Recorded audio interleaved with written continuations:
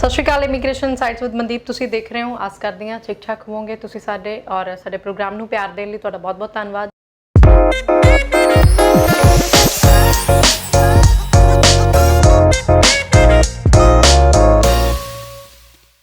और हर बार की तरह फिर तो मेरे नाल ने जी वैस्ट ओवरसीज ਤੋਂ ਮਿਸਟਰ ਪ੍ਰਦੀਪ ਜੀ ਫਿਰ ਤੋਂ ਨਾਲ ਨੇ ਬਹੁਤ ਬਹੁਤ ਸਵਾਗਤ ਹੈ ਇਹਨਾਂ ਦਾ। ਸਤਿ ਸ਼੍ਰੀ ਅਕਾਲ ਜੀ। Thank you. ਸਤਿ ਸ਼੍ਰੀ ਅਕਾਲ। ਸਾਡੇ ਨਾਲ ਤੁਸੀਂ ਜੁੜ ਸਕਦੇ ਹੋ ਔਰ ਸਵਾਲਾਂ ਦੇ ਜਵਾਬ ਤੁਹਾਨੂੰ ਦਵਾਂਗੇ। ਜਿਸ ਤਰੀਕੇ ਨਾਲ ਗਰਮੀ ਦਿਨੋਂ ਦਿਨ ਵੱਧ ਰਹੀ ਹੈ ਉਸੇ ਤਰੀਕੇ ਨਾਲ ਆਸਟ੍ਰੇਲੀਆ ਜਾਣ ਵਾਲੇ ਸਟੂਡੈਂਟ ਦੇ ਦਿਮਾਗ ਵੀ ਬਹੁਤ ਗਰਮ ਹੋ ਰਹੇ ਨੇ ਜਸਟ ਬਿਕਾਜ਼ ਮਾਰਕੀਟ 'ਚ ਅਸੀਂ ਆਸਟ੍ਰੇਲੀਆ ਦੀ ਰਿਜੈਕਸ਼ਨ ਬਹੁਤ ਸੁਣਦੇ ਪਏ ਹਾਂ। वाकई सच्चाई है इन्ने बड़े पद्धर पे रिजेक्शन है ऑस्ट्रेलिया दी?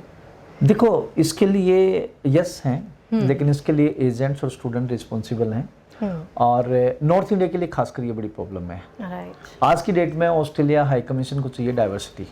ऑस्ट्रेलिया हाई कमीशन को चाहिए हर एक इंडिया के पार्ट से बच्चा, और वो देखते हैं जब सबसे ज़्यादा डोजी स्टूडेंट किधर से आ रहे हैं, कि जहाँ से फ्रॉड किस एरिया से हो रहे हैं, तो उसमें नाम आता है हरियाणा एंड पंजाब का सबसे पहले। मेजॉरिटी ऑफ द यूनिवर्सिटीज में तो आप देखोगे कि हरियाणा और पंजाब से स्टूडेंट लेने ही बंद कर दिए। रीजन बिहाइंड दिस कि स्टूडेंट जब किसी एजेंट के पास आता है तो एक ही चीज बोलता है, जी मुझे तो पैकेज करना है, मेरे पास तो फंड नहीं है, मैं एक्स्ट्रा पैसे दे दूंगा। ठीक है, तो भैया जहाँ फंड्स पुराने होने चाहिए ऐसा तो है नहीं कि वो एक दिन में ही पुराने हो जाएंगे, तो कहीं ना कहीं वहाँ पे एजेंट्स या स्टूडेंट्स इस चीज का शिकार होते हैं कि वो फ्रॉड फंड या फ्रॉड डॉक्यूमेंट लगते हैं तो रिफ्यूजल्स आती है। यहाँ पे हर एक यूनिवर्सिटीज को अपना जीटी चेक करना होता है, हर एक स्टूडेंट का जेन्युइन टेम्परेरी इंटेंट है या नहीं है। इसके पीछे रीजन है यूनिवर्सिटीज के ऊपर रिस्पॉन्सिबिलिटीज और कॉलेज के ऊपर रिस्पॉन्सिबिलिटी सबसे ज्यादा है। उनको अपना असेसमेंट लेवल बचा के रखना है, मेंटेन रखना है। दे वांट टू स्टे और want to keep level assessment level 1। Level 1 का मतलब है लो रिस्क, 2 का मतलब है मीडियम रिस्क और 3 का मतलब है हाई रिस्क। तो लेवल 1 बचाने के लिए या लेवल 2 से लेवल 1 पे आने के लिए, लेवल 3 से 2 या 1 पे आने के लिए स्टूडेंट की GT genuine temporary intent, student के एकेडमिक अच्छे होने चाहिए, there should be no gap. अगर बोर्ड भी चेंज कर लिया तब भी प्रॉब्लम है। ठीक है, सीबीएसई से अगर आप स्टेट बोर्ड में आ गए तो भी प्रॉब्लम है, तब भी प्रॉब्लम है। ठीक है, हाँ स्टेट से सीबीएसई में आ जाओ चलेगा। ठीक है, 10वीं और 12वीं में गैप ना हो। मेजर सब्जेक्ट्स बहुत मैटर करते हैं, मेजर सब्जेक्ट्स में परसेंटेज मैटर करती है। अगर आप सीबीएसई से हो और आईसीएसई बोर्ड से हो तो 60% एंड अबव मार्क्स होने चाहिए। स्टेट बोर्ड से हो तो 70% एंड अबव मार्क्स की डिमांड होती है। ठीक है, 12वीं में और 10वीं में एक गैप नहीं होना चाहिए। कई बच्चे ऐसे होते हैं ना कि जहाँ पे 2 साल 10वीं और 12वीं में सिर्फ 2 साल का ही डिफरेंस होता है, वहाँ 3 साल का हो गया तो वहाँ पे भी क्वेश्चन मार्क हो जाता है। कोर्सपोंडेंस से एजुकेशन नहीं होना चाहिए। ठीक है, ओपन बोर्ड से आपकी एजुकेशन नहीं होनी चाहिए। यहाँ आपने 12th में यस 12th में अगर आपने नॉन मेडिकल लिया है तो आगे रिलेवेंट आपको पढ़ना पड़ेगा। ठीक है, जो मैंडेटरी है। बहुत सारे बच्चे ऐसे होते हैं ना कि जो 12th में नॉन मेडिकल है या कॉमर्स है तो उधर बीए ले लिया, तो कहीं ना कहीं एम्बेसी को समझ में आता है कि ये स्टूडेंट जेन्युइन नहीं है, मतलब एक अच्छे सब्जेक्ट से इजी सब्जेक्ट्स पे क्यों आए। ठीक है, ऐसे स्टूडेंट वो भी शिकार हो जाते हैं जो यहाँ गवर्नमेंट जॉब की प्रिपरेशन कर रहे हैं, साथ साथ में वो सोचते हैं कि चलो बीए कर लेते हैं, इधर से मेडिकल या नॉन मेडिकल या कॉमर्स में 12th है और यहाँ एंट्रेंस एग्जाम की तैयारी करते रहते हैं, एनडीए वगैरह की या ताकि, और साथ साथ में बीए चलती रहेगी। लेकिन बाद में अगर जब इंडिया में उनका बेचारों का नंबर नहीं पड़ता, जब वो अब्रॉड की प्लानिंग करते हैं खासकर ऑस्ट्रेलिया की, तब हाई कमीशन फिर ऐसे स्टूडेंट को फिर पकड़ती है। ठीक है, कि भाई तूने क्या नाम है नॉन मेडिकल से बीए क्यों लिया। तो ये बहुत मैटर करता है। प्लस में आपने स्टडी से 1 साल से ज्यादा गैप है तो वो भी एक बड़ी प्रॉब्लम है। फंड्स आपके पास 3 महीने प्लस पुराने होने चाहिए और जेन्युइन असेसेबल होने चाहिए। पेरेंट्स की एनुअल इनकम अच्छी होनी चाहिए। ठीक है, आपने डीप रिसर्च की हो वो भी 300 वर्ड्स में आपको एसओपी देनी पड़ेगी। आपकी इमिग्रेशन हिस्ट्री अच्छी होनी चाहिए, फैमिली की आईटीआर स्ट्रॉन्ग होनी चाहिए।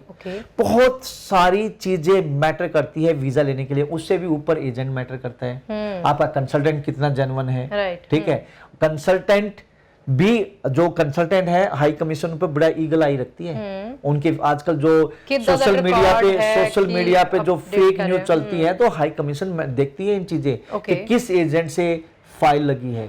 बहुत मैटर प्रदीप सर कुछ सवाल ने स्टूडेंट्स से उन्होंने ऊपर गल करांगे। बहुत सारे स्टूडेंट बीए तो बाद बीएससी तो बाद बैचलर्स तो बाद जिवें अप्लाई करते हैं, उन्होंने क्वेश्चन ये रहता है कि +2 च नंबर फैक्ट करते हैं। चलो +2 च भी जो वधिया नंबर आ गए 10th ਦੇ ਨੰਬਰ ਚਾਹੇ ਪਲੱਸ 2 ਵਾਲਾ ਸਟੂਡੈਂਟ ਹੈ ਚਾਹੇ ਗ੍ਰੈਜੂਏਟ ਸਟੂਡੈਂਟ ਹੈ 10th ਨੰਬਰ ਇੰਪੈਕਟ ਕਰਦੇ ਨੇ ਕਿ सिर्फ इग्नोर करने वाली गल है और कुछ खास फर्क नहीं पैदा नहीं जी, इम्पैक्ट करता है। उसके पीछे रीजन है, देखिए डिपेंड करता है कि आपकी फाइल किस एरिया से है। ओके।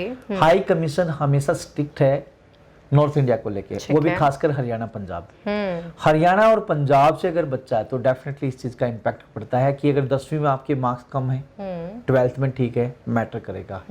12th में मार्क्स कम है, बैचलर में ठीक है, बट 12th में वीक है, इम्पैक्ट करेगा, राइट। ठीक है। लेकिन यही अगर आप किसी और एरिया से हैं, बॉम्बे से हैं, ठीक है, आप पे साउथ से हैं, सेंट्रल इंडिया से हैं, ईस्ट इंडिया से है, वहाँ इम्पैक्ट नहीं करेगा। क्योंकि वो जो स्टूडेंट्स हैं उस एरिया के, वो पढ़ने के लिए जा रहे हैं, ठीक है, वो अपने डीप रिसर्च करके आते हैं, ठीक है, वो वहाँ पे पढ़ने जाना चाहते हैं, ठीक है, उसके बाद भी वापस आएंगे।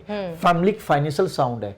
इवन उन एरियाज की बात करें तो जहाँ नॉर्थ इंडिया को छोड़ के दिल्ली का भी स्टूडेंट है, या फिर जयपुर का भी है, या फिर बॉम्बे का स्टूडेंट है, या फिर इंदौर का है, भोपाल का है, पुणे का है, महाराष्ट्र में किसी और एरिया से है, या फिर साउथ से है, वो स्टूडेंट हमेशा डीप रिसर्च करके आते हैं। वो पीआर की बात नहीं करते, वो बात करते हैं यूनिवर्सिटी की, वो बात करते हैं कोर्स सिलेक्शन की, वो बात करते हैं कि भाई इसका आउटकम क्या हुआ, किस टाइप की जॉब मिलेगी, ठीक है, वो यूनिवर्सिटी की रैंकिंग की बात करते हैं। और यहाँ के स्टूडेंट बात करते हैं कि जी बस भेज दो। तो ऐसे नंबर्स ज्यादा है वहां पे। दैट्स द रीजन आज की डेट में नॉर्थ इंडिया से बच्चा अगर जाएगा तो हर एक चीज मैटर करती है। वो देखना चाहते हैं। सिर्फ ऑस्ट्रेलिया के ही होती है कि बाकी कंट्रीज भी इतनी सख्ताई से पेश आती हैं? डेफिनेटली ऑस्ट्रेलिया में तो ज्यादा ही है, हाँ, बट यूके में भी बहुत स्ट्रिक्ट है, ठीक है। अगर मैं बात करूं कनाडा में भी स्ट्रिक्ट है। हाई कमीशन देखना, क्योंकि नॉर्थ इंडिया सबसे ज्यादा बच्चा जाता है, नॉर्थ इंडिया से ज्यादा जाता है, तो ज्यादा नंबर ऐसे होते हैं जो वहां जाके कॉलेज चेंज कर लेते हैं, या स्टडी कंप्लीट नहीं करते, या फिर डॉक्यूमेंटेशन फ्रॉड आता है। तो जिस एरिया से ज्यादा इस टाइप की चीजें आएंगी तो हाई कमीशन तो कहीं ना कहीं अलर्ट होगा ना, उसको तो हाई रिस्क में वो रखेंगे। ਤੁਸੀਂ ਇਹਨਾਂ ਨੰਬਰਸ ਤੇ ਕਾਲ ਕਰਕੇ ਸਾਡੇ ਨਾਲ ਜੁੜ ਸਕਦੇ ਹੋ, ਤੁਹਾਡੇ ਸਵਾਲਾਂ ਦੇ ਅਸੀਂ ਤੁਹਾਨੂੰ ਜਵਾਬ ਦੇਵਾਂਗੇ। ਸਿਰ ਫਿਲਹਾਲ ਸਾਡੇ ਕੋਲ ਕਿਹੜਾ ਇਨਟੇਕ ਅਵੇਲੇਬਲ ਹੈ ਆਸਟ੍ਰੇलिया ਦੇ लिए? देखिए फैब इनटेक निकल चुका है, we are working for the July intake. और जुलाई इनटेक के लिए मैं एक ही चीज बोलूंगा, जो बच्चा जुलाई इनटेक में जाना चाहता है तो this is the right time. अभी भी टाइम है, अगर आपके पास फंड पुराने नहीं है तो फंड पुराने कर लीजिए जल्दी से जल्दी। अगर आप आइल्स कर रहे हैं या अभी 12th के एग्जाम दे रहे हैं, ठीक है, और आपने ऑस्ट्रेलिया के लिए प्लान करना है, तो आप जितना जल्दी हो अपने पेरेंट्स से बात करके फंड पुराने रखें। 1 साल की ट्यूशन फीस, 1 साल की लिविंग कॉस्ट और रिटर्न एयर फेयर, तकरीबन 25 से 30 लाख के फंड होते हैं। ये आपके मम्मी पापा, दादा दादी, नानी, भाई बहन, इनके अकाउंट में हो और ये पुराने हो, 3 महीने प्लस पुराने हो, ज्यादा बेटर रहेगा। और ITR आप भर लीजिए, इनकम टैक्स रिटर्न। जो भी प्रोफेशन से जुड़े हुए हैं आपके स्पॉन्सर जो करेंगे, आपके मम्मी पापा, दादा दादी, भाई बहन, उनकी ITR स्ट्रॉन्ग होनी चाहिए। और साथ साथ में आप अपने कोई जॉब, अगर मान लो आपका कोई गैप हो रहा है तो गैप को थोड़ा सा फिल करें, मतलब अभी कोई जॉब पकड़ ले ताकि आपका गैप ज्यादा ना बढ़े। 1 साल तो गैप नहीं है, 1 साल तो गैप नहीं माना जाता, 1 साल से ज्यादा गैप है तो गैप माना जाता है। तो वो दिक्कत में आप आओगे। तो ऐसे स्टूडेंट जिनको लगता है कि यार टाइम लग सकता है, तो प्लीज इन मीन टाइम आप अपनी कोई ना कोई अपनी प्रीवियस एजुकेशन से रिलेटेड जॉब पकड़ ले, ताकि आप फर्दर जब भी प्लान करें तो आपको कोई प्रॉब्लम ना आए। ठीक है प्रदीप सर, ਆਸਟ੍ਰੇਲੀਆ ਜਿਸ ਤਰੀਕੇ ਨਾਲ ਸਖਤਾਈ ਨਾਲ ਪੇਸ਼ ਹੁੰਦਾ ਹੈ, ਅਸੀਂ ਬਹੁਤ ਸਾਰੇ ਬੱਚੇ ਜਿਨ੍ਹਾਂ ਦੇ ਵੀਜ਼ੇ ਲੱਗੇ ਉਹਨਾਂ ਦੀ ਵੀ ਗੱਲ ਜ਼ਰੂਰ ਕਰਾਂਗੇ। ਹੁਣ ਜਿਨ੍ਹਾਂ ਬੱਚੇ ਦੇ, ਜਿਵੇਂ ਮੈਂ ਤੁਹਾਡੇ ਕੋਲ ਜ਼ਿਕਰ ਕੀਤਾ 10th ਚ ਲੋ ਪਰਸੈਂਟੇਜ ਆ ਗਏ, ਨਹੀਂ ਬੱਚਾ ਅਵੇਅਰ ਸੀਗਾ, +2 ਚ ਠੀਕ ਆ ਗਏ ਜਾਂ +2 10th ਚ ਘਟ ਗਏ ਗ੍ਰੈਜੂਏਸ਼ਨ ਤੋਂ ਬਾਅਦ, ਉਹ ਸਟੂਡੈਂਟ ਕੀ ਆਸਟ੍ਰੇਲੀਆ ਚੂਜ਼ ਨਾ ਕਰੇ, ਕਿਸੇ ਹੋਰ ਕੰਟਰੀ ਵੱਲ ਰੁਕ ਕਰੇ?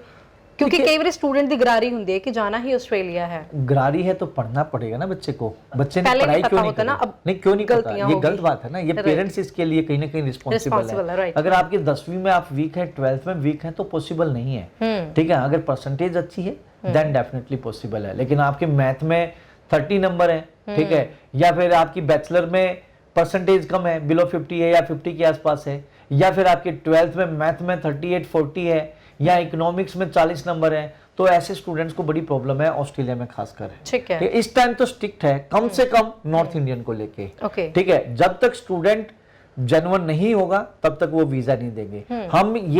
हमने अपना ये जो एग्जाम्पल है खुद सेट किया है, ठीक है। बच्चे चले गए, जाने के बाद वहां पे पढ़ाई नहीं करते, कॉलेज चेंज कर लेते हैं, यूनिवर्सिटी चेंज कर लेते हैं, कोर्स इजी कोर्स में एडमिशन ले लेते हैं। दैट्स द रीजन एम्बेसी को पता है कि जो बच्चा यहाँ वीक है, जिसकी परसेंटेज यहाँ वीक है, वो वहाँ पढ़ेगा। जी मैम, मैं ऐसे स्टूडेंट्स को एक ही चीज बोलना चाहूंगा, जो ऐसा वीक स्टूडेंट कोई और उसने ऑस्ट्रेलिया ही जाना है, राइट, तो वो पाथवे ले सकता है। ओके, पाथवे जैसे सिंगापुर में जेम्स कुक यूनिवर्सिटी है, we are representing James Cook University, ठीक है। उसका जो मेन कैंपस है वो ऑस्ट्रेलिया में है, ठीक है। और उनने एक कैंपस यहाँ पे सिंगापुर में भी है उसका। तो ऐसा बच्चा वहां जाके एक सेमेस्टर मैक्सिमम 2 सेमेस्टर पढ़ के आगे फर्दर अपना स्टडी कंटिन्यू कर सकते हैं, या डेफिनेटली को अपना क्या नाम है कैंपस ट्रांसफर ले सकता है। लेकिन ऐसे कोई श्योरिटी होती है सर? देखिए नहीं ऐसी कोई श्योरिटी नहीं होती। स्टूडेंट ऑस्ट्रेलिया जाना चाहता है, जेम्स कुक यूनिवर्सिटी जिसका ऑस्ट्रेलिया में मेन कैंपस है, सिंगापुर में एक कैंपस है, सिंगापुर में एक सेमेस्टर मैक्सिमम 2 सेमेस्टर पढ़ के जा सकता है। जब तक वीजा की कंडीशन मीट नहीं करेगा तब तक नहीं आएगा। ओके। सिंगापुर का वीजा लग गया, ठीक है, वहां जाके सबसे बड़ी जो क्या नाम है उनकी रिक्वायरमेंट है 85% एंड अबव की तो अटेंडेंस चाहिए। हाँ जी, ठीक है। दूसरा मोर देन 60% की उनको पासिंग मार्क्स लेने होंगे। अगर ये 2 चीजें मीट करती हैं, बच्चे ने आइल्स करना पड़ेगा, 6 बैंड लेने होंगे, साथ साथ में अगले साल की मतलब 1 साल की tuition fees, living cost, return air fare जो यहाँ से इंडिया से वीजा लेने के लिए चाहिए, और वो 3 महीने पुराने 25 से 30 लाख के फंड अगर वो नहीं करेगा तो वीजा नहीं आएगा। मतलब आप सिंगापुर चले गए, सिंगापुर पढ़िए, आपको मैक्सिमम 2 सेमेस्टर पढ़ना पड़ेगा, और ड्यूरिंग दिस सेमेस्टर आप काम नहीं कर सकते, ठीक है। 2 सेमेस्टर आपको पढ़ना पड़ेगा, 85% अटेंडेंस आपको रखनी होगी, प्लस में 60% मार्क्स लेने होंगे। आइल्स या पीटी आपके पास होनी चाहिए, प्लस में आपके पास फंड्स होने चाहिए, 1 साल की tuition fees, living cost, return air fare, ठीक है। तो आप 3rd सेमेस्टर्स में वीजा डाल सकते हैं। और ऐसे स्टूडेंट का वीजा आता भी है। लेकिन जो बच्चा सोचता है मैं सिंगापुर जाऊं, सिंगापुर जाके पढ़ूं ना, काम करूं, खर्चा निकालो, तो नहीं, फिर आप सिंगापुर मत जाइए, जेम्स कुक में मत जाइए। जो रियली ऑस्ट्रेलिया जाना चाहते हैं या ऑस्ट्रेलियन डिग्री सिंगापुर से लेना चाहते हैं तो जेम्स कुक यूनिवर्सिटी का कैंपस है हमारे पास सिंगापुर का, तो उसको हम रिप्रेजेंट करते हैं। तो गारंटी कोई नहीं है, अगर आप पढ़ेंगे तो डेफिनेटली आप जाएंगे। बहुत सारे स्टूडेंट्स हमारे जो आगे ट्रांसफर लेके गए हैं, बहुत सारे स्टूडेंट ऐसे भी जो सिंगापुर से ही डिग्री ले रहे हैं। It depend upon situation to situation कि अगर आप वीजा जो उस टाइम के रूल्स हैं वो रूल्स अगर आप पूरे मीट करते हैं डेफिनेटली आपका वीजा लगेगा, बट वेस्ट नॉर्थ इस गारंटी नहीं देगा। गारंटी किसी चीज की नहीं है। Okay sir, fine. कुछ खास मैसेज ऑस्ट्रेलिया जाने वाले स्टूडेंट को आप शेयर करना चाहते हो? जुलाई इनटेक अप्रोच कर रहा है जी, आप वेस्ट नॉर्थ की नियरेस्ट ब्रांच में आ सकते हैं, ठीक है। आइल्स या पीटी या टफल आपको करना होगा, साथ साथ में 1 साल की tuition fees, living cost, return air fare ये आपके पास पुराने होने चाहिए, साथ साथ में फैमिली के फंड्स के साथ साथ फैमिली की एनुअल इनकम ITR स्ट्रॉन्ग होनी चाहिए। तो पॉसिबिलिटीज पूरी है जी, आप हमारी सर्विसेज ले सकते हैं। हमारा मेलबर्न में ऑफिस भी है जो आपको यहाँ से वीजा लगने के बाद वहाँ पे भी ऑन शोर आपको सारी सर्विसेज देगा। जी बहुत बहुत शुक्रिया नाल जुड़न ਲਈ और ਆਸਟ੍ਰੇਲੀਆ ਦੇ ਟੌਪਿਕ ਨੂੰ ਡਿਸਕਸ ਕਰਨ ਲਈ ਬਹੁਤ ਬਹੁਤ ਥੈਂਕ ਯੂ। ਸਤਿ ਸ਼੍ਰੀ ਅਕਾਲ। ਤੁਸੀਂ ਚਾਹੁੰਦੇ ਹੋ ਤੁਹਾਡੇ ਕਿਸੇ ਵਿਸ਼ੇ ਦੇ ਉੱਪਰ ਅਸੀਂ ਗੱਲ ਕਰੀਏ ਜਾਂ ਤੁਹਾਡੀ ਆਸਟ੍ਰੇਲੀਆ ਜਾਣ ਨੂੰ ਲੈ ਕੇ ਜਾਂ ਕਿਸੇ ਹੋਰ ਕੰਟਰੀ ਜਾਣ ਨੂੰ ਲੈ ਕੇ ਕੋਈ ਵੀ ਕੁਐਰੀ ਹੈ, ਕਮੈਂਟ ਸੈਕਸ਼ਨ ਤੁਹਾਡੇ ਲਈ ਅਵੇਲੇਬਲ ਹੈ, ਤੁਸੀਂ ਆਪਣਾ ਮੈਸੇਜ ਡ੍ਰੌਪ ਕਰ ਸਕਦੇ ਹੋ। ਅਸੀਂ ਅਗਲੇ ਕਿਸੇ ਪ੍ਰੋਗਰਾਮ ਦੇ ਤਹਿਤ ਤੁਹਾਡੇ ਕਮੈਂਟਸ ਨੂੰ ਇੱਥੇ ਐਕਸਪਲੇਨ ਵੀ ਕਰਾਂਗੇ, ਅਦਰਵਾਈਜ਼ ਤੁਸੀਂ ਇਹਨਾਂ ਨੰਬਰਸ ਤੇ ਕਾਲ ਕਰਕੇ ਆਪਣੇ ਸਵਾਲਾਂ ਦੇ ਜਵਾਬ ਲੈ ਸਕਦੇ ਹੋ। ਹਾਜ਼ਰ ਹੋਵਾਂਗੇ ਫਿਰ ਤੋਂ। ਧੰਨਵਾਦ, ਸਤਿ ਸ਼੍ਰੀ ਅਕਾਲ।